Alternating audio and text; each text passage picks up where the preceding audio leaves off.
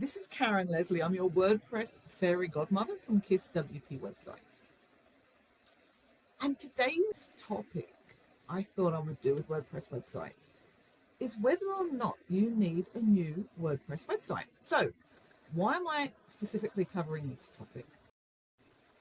As you know, maybe you don't, I run free 30-minute one-to-one chocolate and a chat sessions where you can ask me anything about your existing WordPress website. And why chocolate? Because everything's better than chocolate, at least in my world. So I had somebody book a chocolate and a chat session, and she came to me saying, I definitely need a new website, but I've got no money, no budget for it. Small business, no budget. Okay, so shall we have a look at your website? The first thing to think about whether or not you need a new website is what isn't working for you on your website. And I say what isn't because that's normally what people think about rather than thinking about what is working for them, is what isn't working for you. So make a list of what isn't working for you. And it's like, what are you unhappy with? What are you unable to do? What isn't your website doing for you and your business? In this particular case, she said, well, I can't change anything. It's a WordPress website. She can't change anything in the back end. She doesn't know how to, nothing's been updated for a while, and she doesn't know how to change any of the content. And I said, okay, so I can charge you several thousand for a brand new website. What's going to change? And she was silent for a while. And she said, good point. I said, well, what else is wrong with it? What else? How else is your website not serving you? And she said, well, there's just too much content on there and it doesn't reflect what I'm doing now. She's keeping the same business name, but changing some of the services. I said, okay, so content needs to be changed.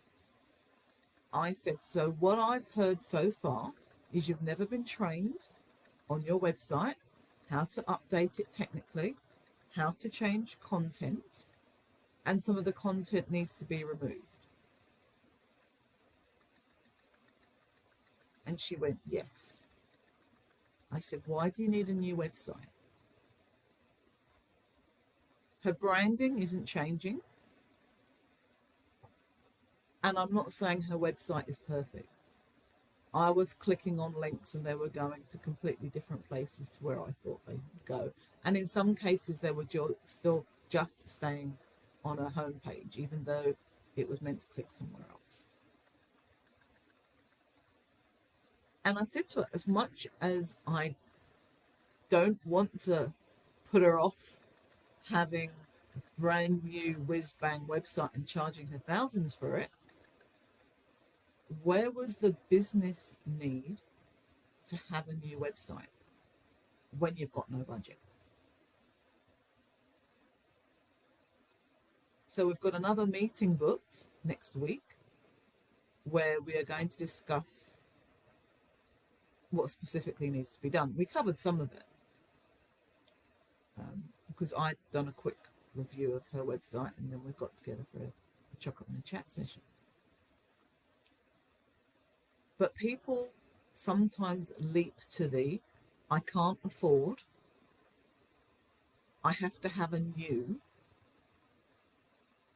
when in actual fact, reviewing your website from a what is not working for me and the reverse of what is working for me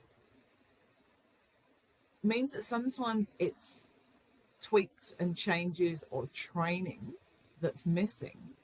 It's not an entire new website that you need. And it's just something to bear in mind, to think about, what isn't working? And we can all do this at any time. It doesn't have to wait for an error to come along. We can do it today because it's Valentine's Day and we want to give our website some love. very, very tenuous link to Valentine's Day. But you can do it at any time.